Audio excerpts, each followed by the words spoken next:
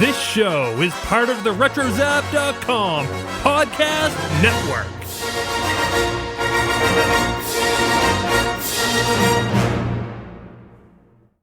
And welcome everybody to a Tiny Toons episode of the Animanicast. Meanwhile, the animation script is being recorded by talented, gifted, genius voice artists. This script stinks! It needs more comedy beats! Imposter doesn't sound a thing like me! Hey, Buster, when does the fun begin?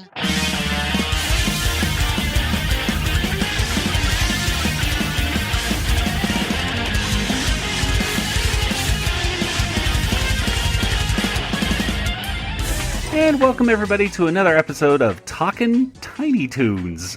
This is the spin-off series of the Animanicast. Today we are talking about another episode of Tiny Toon Adventures, revisiting all of our favorite jokes and cultural references. And in the end, we're going to give this episode a Water Tower rating. I am Joey, and joining me are my co-hosts down the road, socially distanced away from me, because he smells, is my brother Nathan. Oh, I love those comedy beats. and across the country in Georgia, it's Kelly. I'm maintaining extreme social distance over here. Yes, exactly. We've been practicing that since before it was cool. I know, exactly. Right. Podcasters, when it comes to like socially distance, I think most podcasters are like, no problem, we got this. And so it has been really no change for us. But you know what, guys? I know we're supposed to do it Tiny Toons, but I'll tell you what, why don't we talk about Animaniacs instead today? I really want to talk about That seems like a great idea. This is the Animanicast, actually, so, I mean, it's a spin-off of, but... Yeah, so we're going to talk about Animaniacs today, so let's talk about episode 36 of Tiny Toon Adventures. Wait. We're probably confusing people. Yes, because episode 36 of Tiny Toon Adventures is called Animaniacs. Oh, no relation. Yakko, No Wacko, and some relation, I guess, sort of. Yes, this episode is going to teach us all about, well, animation. So if you guys were to describe this episode of Tiny Toon Adventures in just a few words, what would you say, Nathan? It doesn't have Ralph the Guard, the Hello Nurse, Dr. Scratch and Sniff. It doesn't have any of the Warner Brothers siblings. It doesn't have any of the characters from Animaniacs that I'm come to love. I guess. Yeah. What's the big idea? So that would be my number one takeaway. And Kelly, what would you say? I would say it's totally insane-y. Very true. And it really was kind of a cool lesson in the animation process, I guess. Really. I enjoyed this one. This wasn't one of the funniest episodes, but it was still very cool to watch. And I do remember this one as a kid. I don't know, do either of you remember this one, watching it when it first came out? I don't think so. I mean, I was pretty young when this first came out. And Kelly, you were saying no as well? No. Just moments of baby Plucky crying just were stuck in my brain. Like, oh, I remember that. But Nathan, tell us, you don't really remember it that much. Why don't you tell us why? When did this episode first premiere? Oh, wow. Okay, so this episode premiered on November 12th, 1990, which was the same night as the Body Bag game. Now, people that love football might remember this Monday night football game against the Philadelphia Eagles and the Washington Redskins, where the Eagles are like, we're going to beat you up so badly, you're going to be taken out in body bags. And they've been watching too much Karate Kid.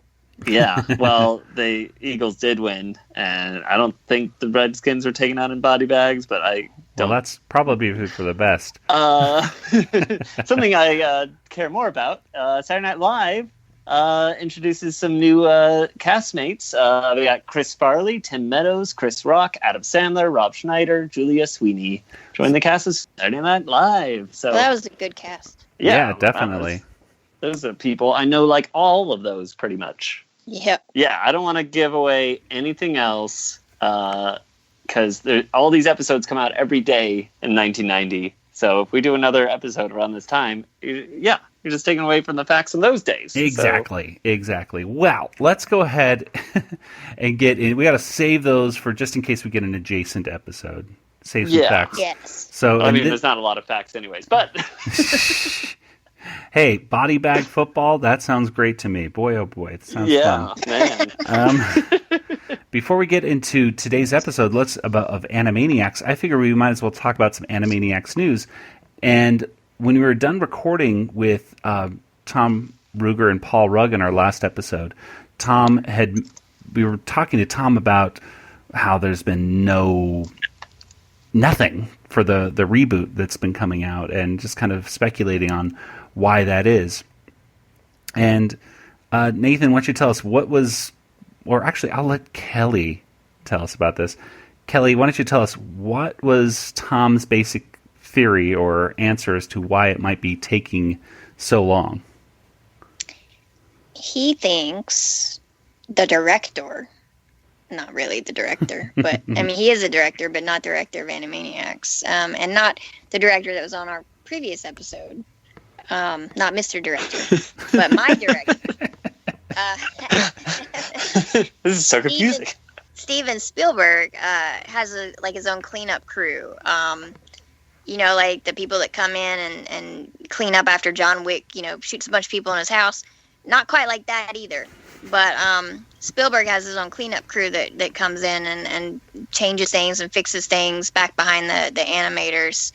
I guess to make it more realize his vision, I guess. I have never personally heard anything like that about Spielberg, but I don't know as much about his involvement with animation, probably beyond An American Tale, which is also a film. So I follow the film stuff a little bit more than the daily animation stuff. Right.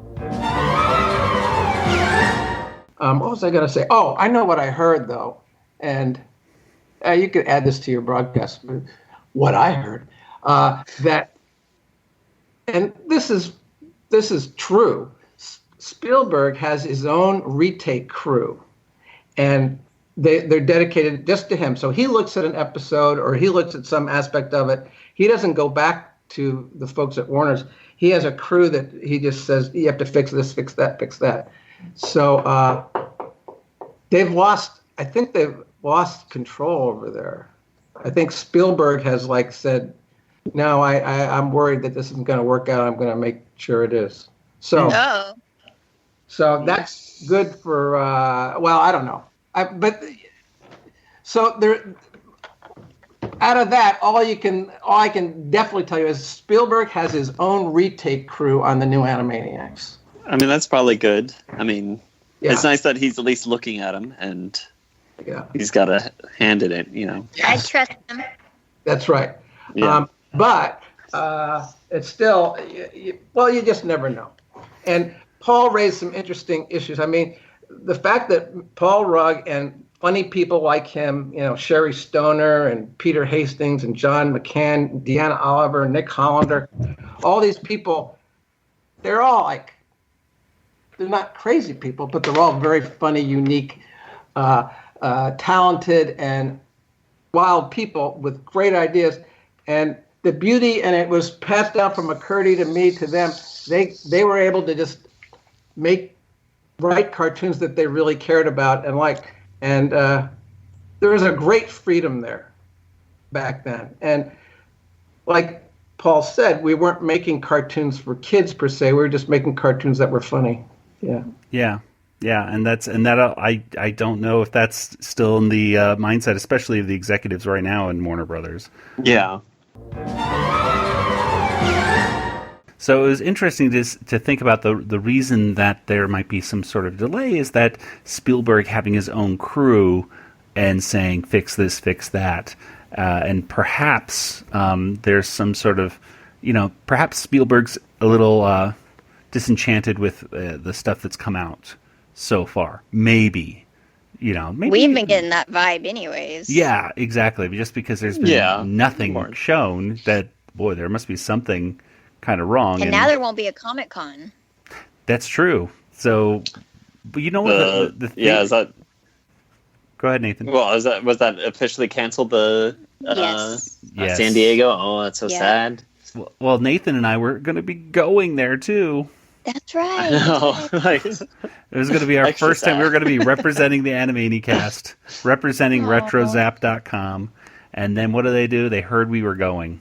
Oh, yeah, and I guess they heard that the coronavirus might be going, too. So they decided to keep everybody safe and cancel it for the first time ever. So maybe Nathan and I will get our passes, our media passes, transferred over to the next year. Maybe. You should be able to. We'll see.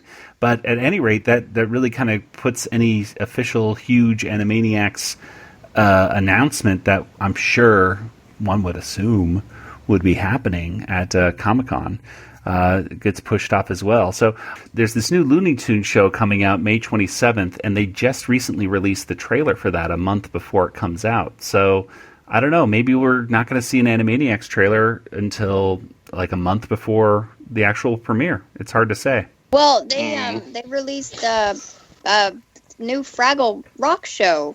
What was it, yesterday? I didn't know a thing about it, and I follow Muppet blogs and everything. Is that also on HBO, or what was the... No, it's on Apple TV, I think. Oh, okay, that's right. They came out of nowhere. It would have made more sense to put Fraggle Rock on HBO Max because it was on HBO originally, on the original run. I mean... Yeah, well, I never got to see it. HBO has Sesame Street, right? So... Yeah. Well, they got it. I mean... You can't... The thing is, what I'm learning is that they never put all these things on just one streaming service. There's a lot of people who think, like, well, if Looney Tunes is going to be on HBO Max, then it's Animaniacs should probably be on there too, right? And no, not necessarily. They already have a signed contract with Hulu. So just because they're the same company doesn't mean that all of their stuff gets put on just that one thing.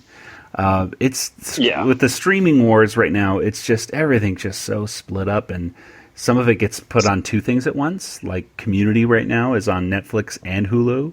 And so maybe Animaniacs will be on Hulu and HBO Max, but I don't think they're going to change any contracts necessarily. I don't know. It's a weird time, and it'd be nice if we got some news of some sort. But anyway, I wanted to save money by getting rid of my cable and getting streaming services, and now I have to get so many streaming services. Okay, that's it. I just wanted to say that. Well, now I really need to get Apple TV because Fraggles and Amazing Stories by Spielberg. Well, there you are. Even another reason to at least get it for a few months, I suppose. And yeah. Well, let's go ahead and get into today's discussion today of Animaniacs.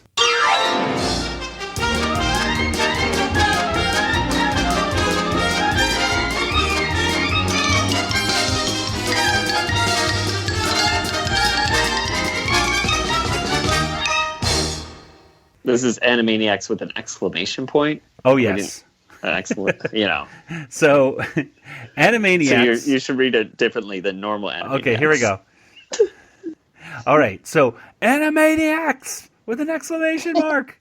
Our point is, it was written by Paul Dini and Tom Minton. It was directed by Art Vitello, and it had storyboards by Bruce Timm and Douglas McCarthy. So, yeah, you got Paul Dini and Bruce Timm of Batman, the animated series fame, working together on this cartoon on Animaniacs. Animaniacs!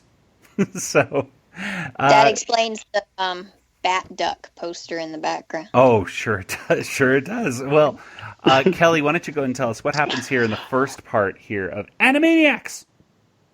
Okay. Plucky is running to school. University, Acme Looniversity, I should say, and because it's time for his exams, but he hasn't been to class, and hasn't done any of the work or anything. And so he's freaking out a little bit. It's Animation 101 is the class. And he thinks all it's going to be is watching cartoons. But when he puts his head in the door, he sees everybody making cartoons, creating cartoons.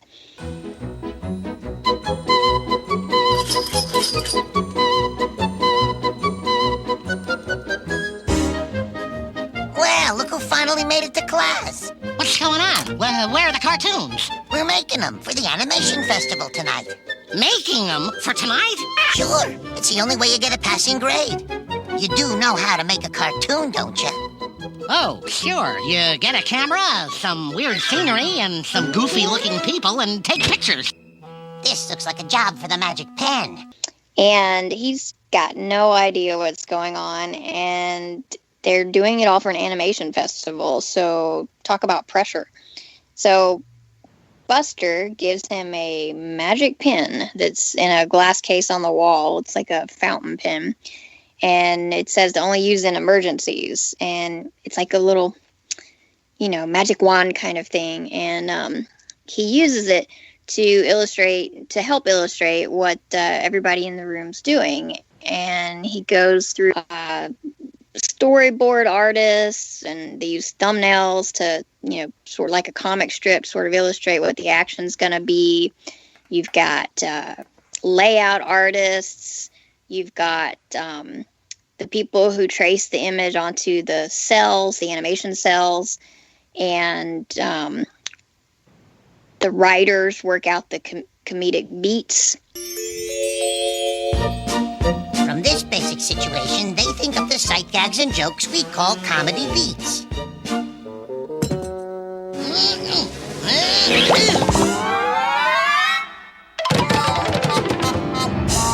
That's enough comedy beats already. And then beats keep falling on this animated Plucky in a farmer's outfit in a field every time that comes up. So it's a whole running gag thing. And sort of takes you through the different steps of animation, and then ultimately they copy each, or not copy, but basically take an image of each cell, so then it can all be put together and on film. That is how a cartoon is born. And exactly, more or less. Well, there's some really. This is a very, I would say, the most educational segment I think I've ever seen in Tiny Toons or Animaniacs. It really goes through the whole thing. In fact, I took notes on the different things, just the bullet points. So, speaking of notes, along the animation process, that's when Steven gives them a whole bunch of notes. That's right. As to what he wants to change. So we can't forget to mention Steven here. He does get a shout out. Say his name? After the editors piece the film together, Steven gives us lots of notes. Yeah, so writer, storyboard, layout artist, background painters, voice actors, the animator, the assistant animators. They talk about pencil tests, cell trace. Okay, I left paint. out a little. Sorry. I summarized. Yeah, exactly. I was just going off the bullet points because I just thought this would be a fun thing for, I think, just showing kids really the process of animation. It talks about taking the photos, doing the editors, piecing it together. They do a quick talk about the FX and music and the audience. And boy, oh boy, it's cool. I liked it. What were your thoughts on it, though? Let's see, with Nathan. Let's start with you. What do you think? I enjoyed it. It was. It reminded me of that Animaniacs comic book we did way back, where we learned about how a comic was made. Yes, do you remember that? I do. Yeah. It was. This is much more entertaining, though. But yes. Still. But it was equally educational, just more entertaining, I think, is the. There are actual shots in this, and it real references to, and I know, Nathan, you and I have seen this, the Reluctant Dragon, Disney's The Reluctant Dragon, which is available. I just rewatched it recently on Disney+. It's with Robert Benchley, who was this humorist from the, I think, 30s and 40s and 50s, maybe longer. I don't know how long Robert Benchley lived, but it basically takes him, he goes through the Walt Disney lot, and it shows him the process of how they make cartoons. And they even show this whole process of cell animation with Donald Duck, and Donald Duck is dressed up as a farmer. This next one, the foot's down. You see? Get the idea?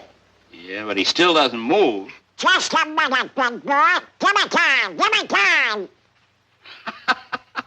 Look, I'll show you. I'll show you. Now look. First, my foot is up here. See? Uh-huh. Then, it's down here. Understand? Oh, I get it. Then this, Yeah, and this, I see. and that. See? Sure. When I'm going faster, I'm working. Get it? Yeah, certainly.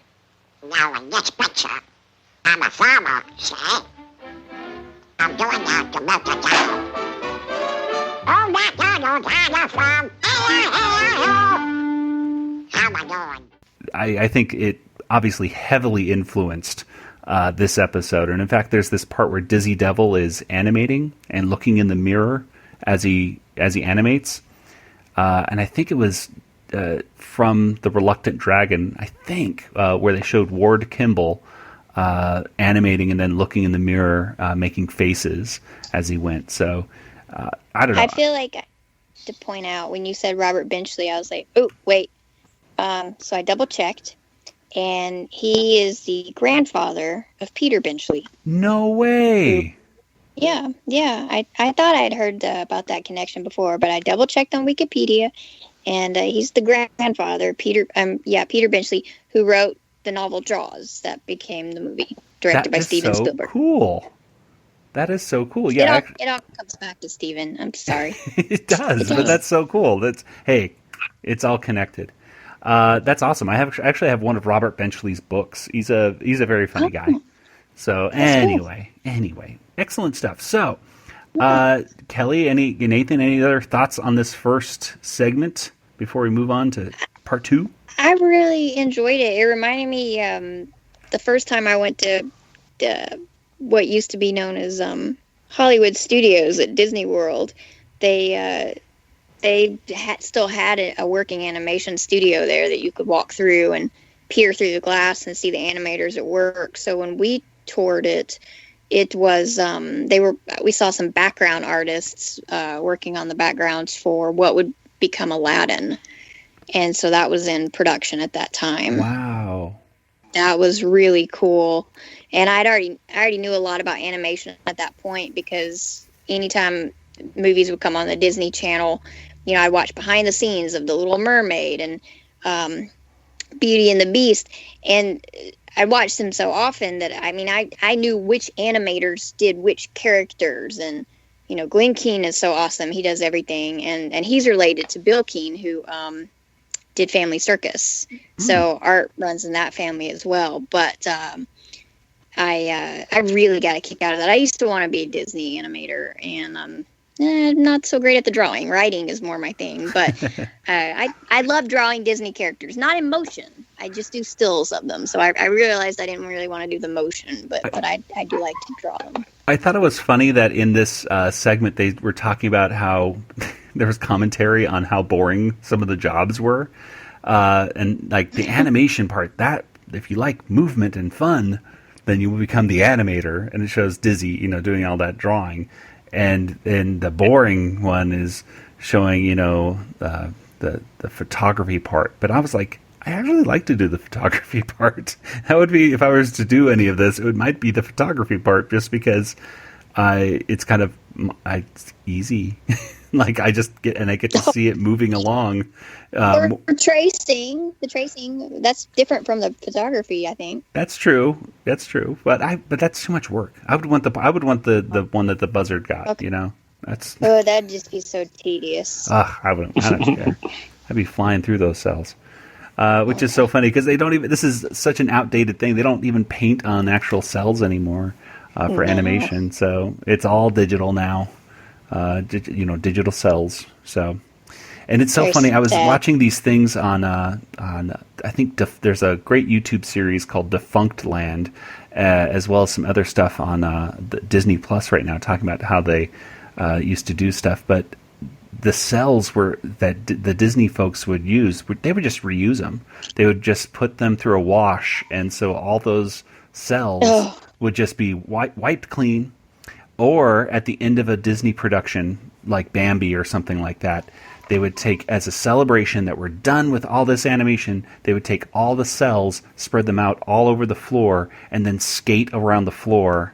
You know how, like, if you do that with, like, magazines or something like that, and kind of slide around a carpet? Oh, no. It's basically, they would do that with the cells of Disney animation. So, yeah, these cells that go for so, hundreds or thousands and thousands of dollars today, we're just treated like, whatever, it's junk. That's awful. Well, it's interesting to see how that works out. So, anyway, I guess let's move on to the second part. Second part, we come back and the teachers, the Looney Tune characters, are all talking about what's coming up, which is the film festival. Oh, please, Bugs. Anything but judging those awfully student films. I know, but the big boys at Time Warner will yank our tenure if we don't. They're despicable. We go over to Plucky. Plucky is having trouble. He just starts ripping up his stuff. He's basically he's having trouble kind of getting the point across of his story. What is the problem? I'm trying to tell a story of power, passion, tragedy, and triumph. It's about my life, of course. Perfect subject for a cartoon. Anyway, I'm having trouble telling the backstory of my early years while keeping the immediacy of the dramatic present-day narrative. I want to show what happened when I was a kid. At one point, he brings out this, I don't know what the tool is actually called. It kind of looks like a ruler, but he starts swinging it around the place. And Buster says, easy with the sword, Toshiro. And that made me go, that has to be a reference to something. And Kelly, what was that referencing?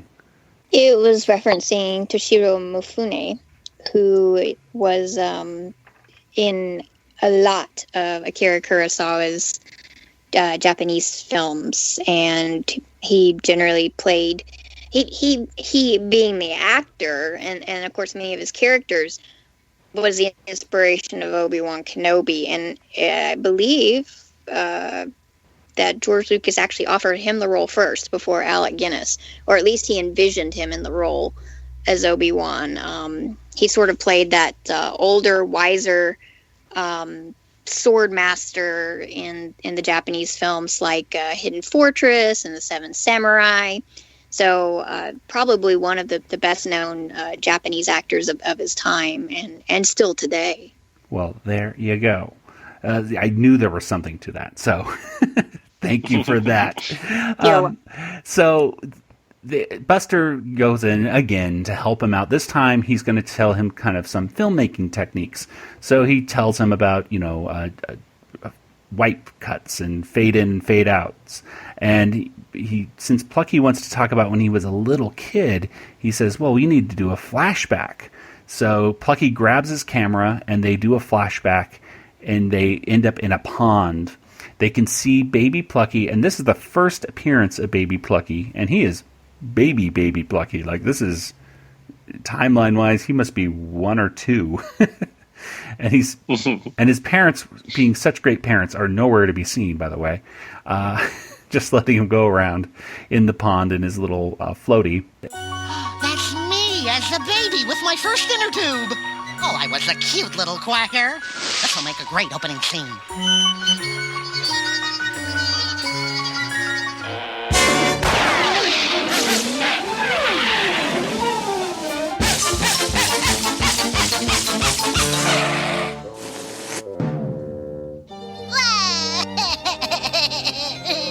I remember that.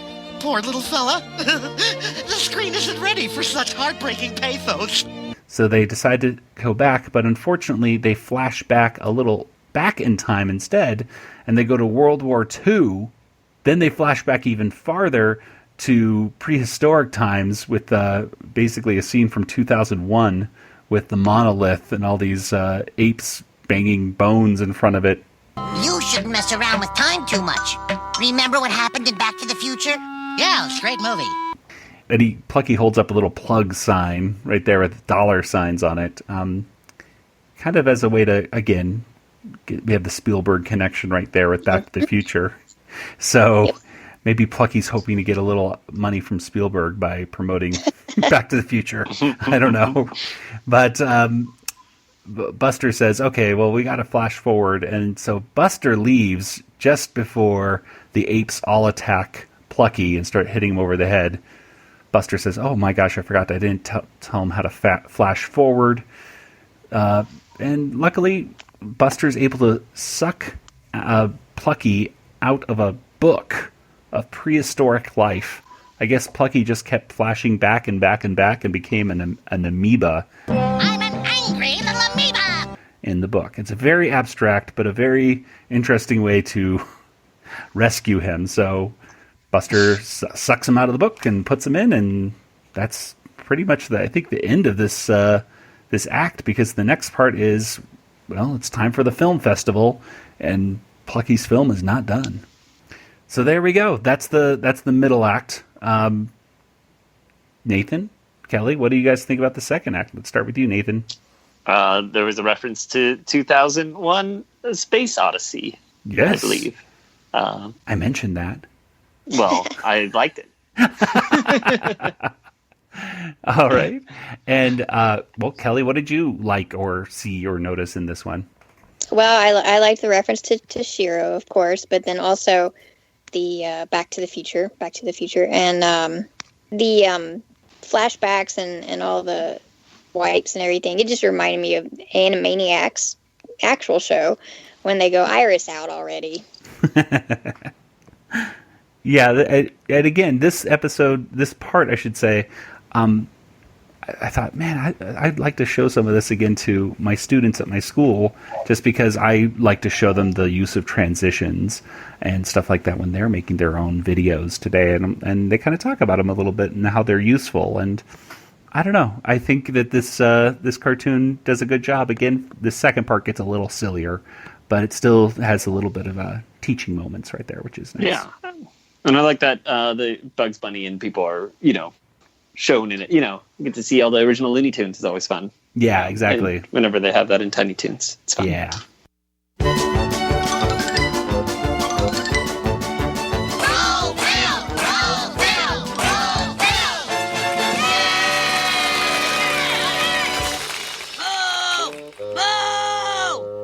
Good evening, ladies and gentlemen, and Monty, and welcome to the Acme University Animation Festival. Tonight, we'll get off the stage, Rabbit! Have some great films, each one made by one of our talented students. This talented student's still working on his. And up in the balcony, the judges are ready to give the films their full attention. Well, let's go ahead and get to the third part. Nathan, why don't you take us away? We're at the film festival. What happens? Oh, boy. So, yeah, Plucky still doesn't have his film ready, and they've started. We have Buster as the host. We've got Bugs, Daffy, and Porky Pig all in bed because they're not very interested in watching this. And the first animation is by Elmyra, and it's basically her squeezing a dog so tight that I guess she kills the dog in the cartoon. It's just a cartoon. I love the little furry ones, but when they run away, I can't believe they want to leave, so I squeeze them till they stay. Drawn in a very crayon. It's like she just got her crayons and drew. Yeah, the drawing style is obviously, not what we're used to in a Tiny Toons cartoon. Yes. It's and then next one is I think Hampton's. It's his worst nightmare. Yes. So it's it's really spooky music going on. We see like a haunted house, and we hear Hampton screaming. And we find him, he's in bed and he's shaking, and he's like, "Oh, it was just a dream."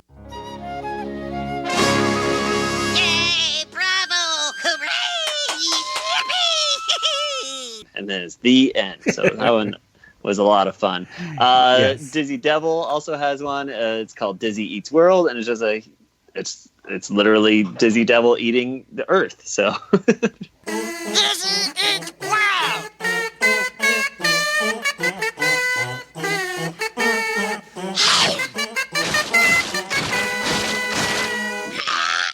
it's very quick, just 5 seconds or so. Monty has one. And this one was done by professional cartoonists, so it looks like real life.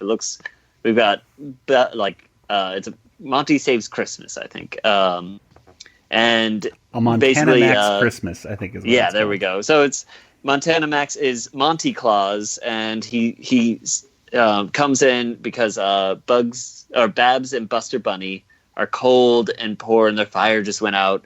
But then he starts like beating them up. And Well, first he gives them money. I mean, he does give them money after they kiss his feet, and they're so happy to see him. it was like surprisingly violent at the end, where so it gets cut before we show anything, like super violent, and he gets thrown out. And I guess disqualified or something. I'm going to pause it real quick. Well, that was yeah. weird because Buster and Babs are watching the cartoon starring them in it. Well, they're not in it. It's really well done. It's like if someone drew like high quality 3D animation. See, this is something that we talk about today in the modern era of you got to be careful of deep fakes and stuff like with CGI. Mm-hmm. Yeah, and that's what it is. It probably was a CGI film, basically. Like because this Buster and Babs were not in this film, but they sounded like voice actors, so it's animating the animated cartoon. It's meta, man, when you start thinking about it. But yeah, Monty goes to. It almost looks like they originally were probably going to put an axe or something in his hand, but it ends up being like a giant sledgehammer, like he's about to pound him in the head before the film gets literally cut off of the projector. Oh, that's sick. Boo! Get it off! Now to ring in the new year! Very weird and sick and dark, but I like that part. Anyway. Yeah. But there's more films.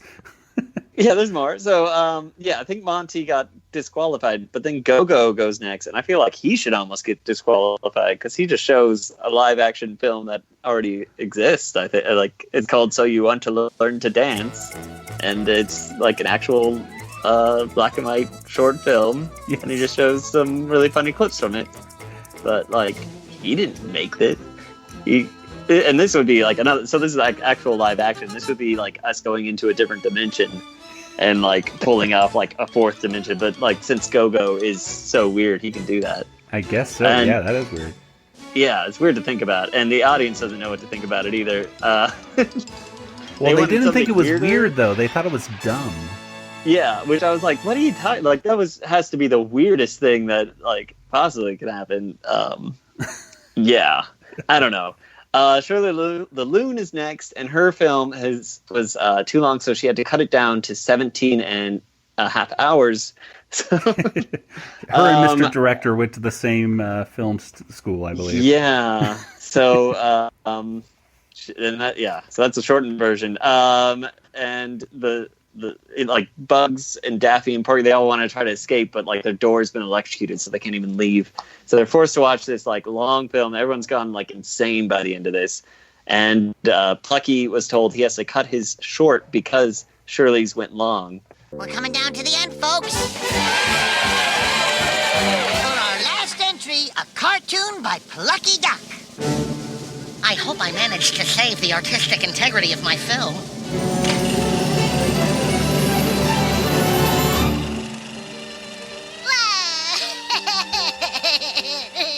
It's magnificent. It's stupendous. It's short. It wins. And the judges love it so much. He wins the animation prize, which is to take the class for real since he missed the whole thing the first time. So there you go. You can't get out of school. Actually shorter than Dizzy Devils. I mean, they were probably about the same length. Yeah. I mean, Dizzy Devils like pretty short. I feel like I'd be gypped. I'd feel gypped if I was Dizzy Devil. Now, did you guys see in the show notes for the Wikipedia, I should say, somebody put in that they thought that Dizzy Eat World might have influenced the band Jimmy Eat World? Yeah, I looked it up and it was not. Okay, good. But it actually is. So what's interesting is it's based off like his little brother, or like, yeah, I think his brother drew a drawing of someone named Jim eating the world, and they said, "Oh, it's called Jimmy Eat World." So it is. Well, similar. Maybe his brother saw Tiny Toons. Yeah, so it could be, and then there you go. But the point is, no, it's not. But it is based on a drawing of someone eating the world, so in that sense, it's very similar. Okay. Well, there's a lot of cool stuff in here. I really did you notice some good comedy right there? Speaking of Mr. Director, once again, Elmyra, I think, also might have gone to the same school as Mr. Director, or maybe Mr. Director was like teaching the kids how to make these films, because Elmyra's film is called Aminals or something. Mm-hmm. Transpose the letters M and N.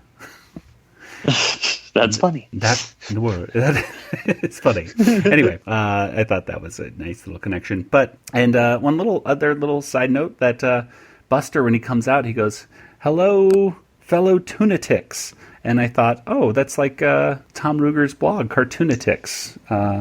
.blogspot.com. So I don't know if that's just something that I've never heard. Honestly, I never heard the word Toonatics or Cartoonatics before. Really dealing or Animaniacs before Tom Ruegger. Exactly. So all these words. Well, anyway, let's go ahead and talk about our favorite moments of the third segment. And I guess Kelly, what did you like in this last part? I just thought all the little films were funny. They were so different from each other and sort of went along with the characters' personalities. And I liked all the different artistic styles to them. So it was just like watching a real film festival. Yeah, totally. I did like that aspect of it. Nathan, what about you? I really like the live action short. It reminded me of the Go-Go's live action one with it just reminded me of Freakazoid, where you just cut to live action, just random scenes, and I genuinely laughed at some of those things, like him swinging the girl around. Yes, her swinging the girl around when it goes that cut to a woman. Yeah, good stuff. Good stuff. And then staring directly into the camera is some funny parts of that. Yeah, sure. and again, we're not agreeing with Babs. This was weird. This was not dumb. It was weird. Yeah, it was weird and funny. Yeah, so weird and funny. Classic Go-Go. Go-Go should have won, perhaps. I don't know. It was just so out of the box thinking. Oh, I mean, he did cheat, though, too. That's true. It was not animated. Like, he didn't make it, so. That's true. But again, so did Daffy. I mean, I should say Plucky. When he went back in time, he didn't animate it. He filmed it. So filmed himself doing it. I mean, he cheated, too. I just think Dizzy Devil should have won. Yeah. It was short, and he actually did it, so... Yeah, nobody could say that he got outside assistance or anything like that. So yeah, I think he did that all himself, and it was it was on model for himself to. It was something he felt strongly about. So I. Good job, Dizzy. You get the audience vote, I suppose, from us. Yeah, so. we could do that could be our next Animanicast poll. Ooh, okay. Which short film was the best? Oh my gosh. All right, so we might just do that. I'm not going to say it's officially going to go out or not, but hey, why not? We'll put it. check Animanicast poll, #Animanicast poll. Maybe that will or will not show up. I don't know. No promises. Well, let's go ahead and get to our Water Tower rating.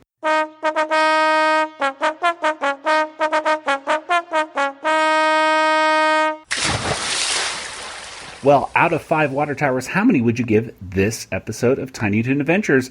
Kelly, let's start with you. I think I'll give it 5. I really enjoyed the whole episode, and I loved the Spielberg references, and I just thought it was great all the way throughout. All right. Nathan, what about you? You know, I think I'll do the same. I think I'm going to give it 5. I just, it's educational. It was funny. And it had a great name. So yeah, and I think this will be the epitome of a perfect episode of Tiny Toons for me. So yeah, Wow. 5 water towers for me. Wow. Okay. Well, I'm going to give this one, I'm going to give it 4.5. And I wanted to give it a triple agreement, but I just can't. I just think that this episode, there are just certain things that I just think could have been a little funnier. And I don't know why. I don't know what they could have done that's funnier. I'm not a comedy writer. All I know is that I really did like it a lot. I mean, it's still 4.5. I just think that, I don't know, maybe 1 or 2 more gags. I needed just a few more comedy beats, and it would have been perfect. But I really, really, really love this episode. And like I said, I think it's a good thing to show kids to this day, to kind of show them even though the animation process has changed, they can at least kind of see the processes of film or cartoon development, how many people it has to go through. It's not just 3 people doing stuff and then it's done. There's many, many steps to it. Hi, Animanicast podcast. This is Chick Venera as Pesto the Pigeon. That's a mouthful. Why would you do that to someone? Why? Okay, that's it. I'm out of here. Well, before we get to contact information, we have a new segment. It's called, We Have a Very, Very, Very, Very, Very, Very Important Question to Ask You. We have a very, very, very, very, very, very, very, very important question to ask you. This is where we are going to each think of a different character from Animaniacs, and then the other 2 have to guess who it is. It's going to be kind of like a 21 questions thing. I actually borrowed / stole this idea from a different Retro Zap podcast. The ARG cast would have this segment called Random Select, and it was about video game characters. So I was like, we should do that with Animaniacs characters. And so we're going to do it. So I have an Animaniacs character in my head, and your job, Nathan and Kelly, is to ask me questions, yes or no. And by the end of it, you have to try to figure out who it is. And then you can guess early, but if you guess wrong, you're out. Does that make sense? Okay. All right. So who would like to ask a question first? I'll ask the first question. Okay, go for it. Okay. Does this character appear in the opening credits in the theme song at all? No. And does the question has to be yes or no? Yeah, I might say. Okay, now it's my turn. Doesn't count. That was a yes or no question. Oh, yeah, you're right. You're right. No, that was a side question. We'll give it a freebie. That was a freebie. Oh, okay. Yes.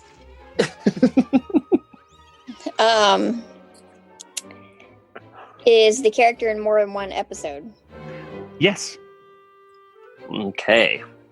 Does this character appear only in slappy cartoons?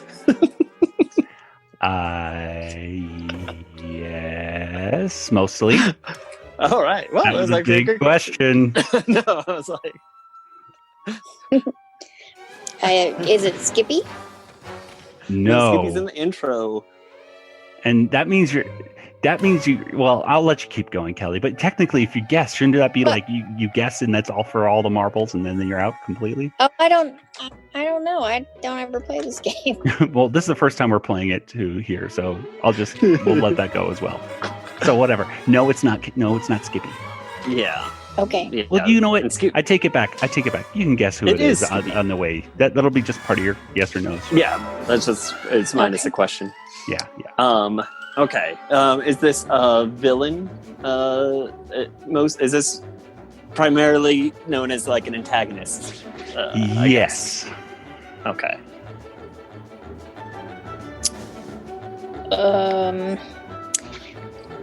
Is the character a dog? No. Well, okay. So let's see. I wonder if Walter Wolf counts as a dog or not. I assume he doesn't, which kind of sucks. All right. I don't know. He was a wolf. He's not a dog, so he could still be in the running. So let's see. Is he part of the gang of those three, the octopus, bison, the beanie bison, and Walter Wolf? Yes. He's one of those. Yes. He's part of that gang. Okay, Yes. There we go. Is the character a wolf? Yes. Oh, okay. I have a good idea. Is it Walter Wolf? Yes. Ding, ding, ding. I actually stopped marking the questions how many that was because I was like, oh, okay, they got it. It's like it's going to be way before 21. Yeah. That was like I wasn't 89. sure if I was allowed to guess yet. If you think it, if you like, guess Skippy, that worked. Yeah. So that is how. There we go. That's our first round. Ta-da! Walter That's good. Wolf. I got to pick something more obscure next time. I guess. I don't know. It was pretty obscure. When you get to like ones that are only in one episode, it's going to get really hard. But Yeah, well, that's the thing. I was thinking about. I won't even say what the one really obscure one I was thinking about doing, but it was totally obscure, and I was like, oh, I better not do that one in the first round because that won't be fun. But one of these days, if we keep playing this game, I will get to it eventually. So, and I'll stump you, maybe. Well, and that is how you and I and all of us play. We have a very, very, very, very, very, very important question to ask you. Llama, llama, llama, a question answer, please. When we hear the answer, we promise that we'll leave. Hey! Well, let's go ahead and get to our contact information. Nathan, why don't you tell us where can people get in contact with you online? Well, Twitter is a place that you can reach me, and you can reach me at Django FT. That's me. All right. And Kelly, what about you?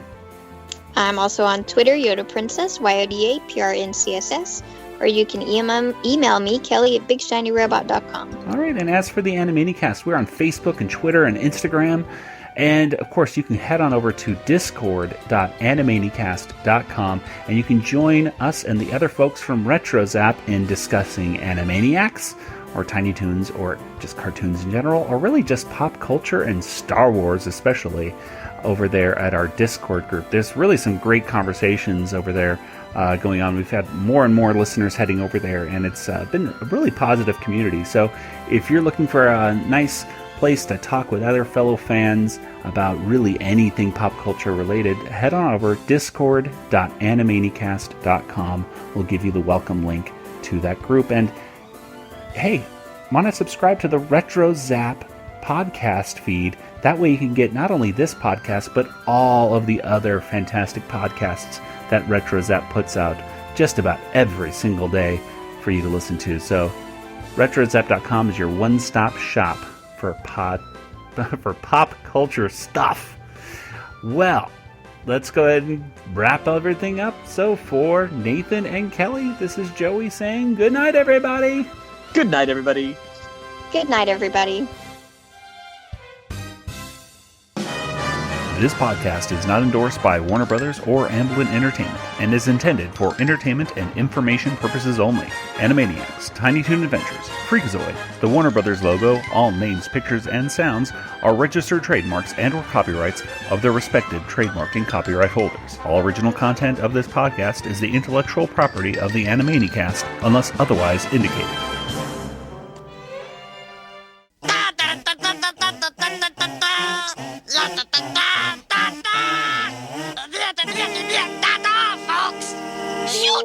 Shoot me now!